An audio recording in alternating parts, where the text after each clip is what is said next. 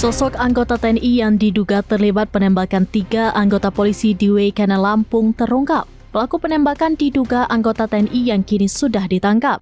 Ada 2 anggota TNI yang diduga terlibat penembakan 3 anggota polisi tersebut, yakni Kop KB dan Pel2L. Dalam sebuah video yang viral di media sosial, terlihat terduga pelaku menggunakan seragam loreng. Pelaku diamankan 2 anggota polisi militer berjalan santai dari dalam rumah sambil disaksikan banyak orang lalu dibawa ke mobil. Menurut Ketua Indonesia Police Watch atau IPW Sugeng Teguh Santoso dalam keterangan persnya pada Selasa 18 Maret 2025, anggota TNI tersebut diduga pemilik arena sabung ayam yang digerebek di Kampung Karangmanik, Kecamatan Negara Batin, Kabupaten Waikana, Lampung. IPW mendesak pelaku secepatnya ditangkap dan diproses secara hukum melalui penanganan tim gabungan TNI dan Polri. Sugeng Teguh Santoso juga meminta TNI untuk tegas menindak anggotanya yang secara nyata melanggar hukum.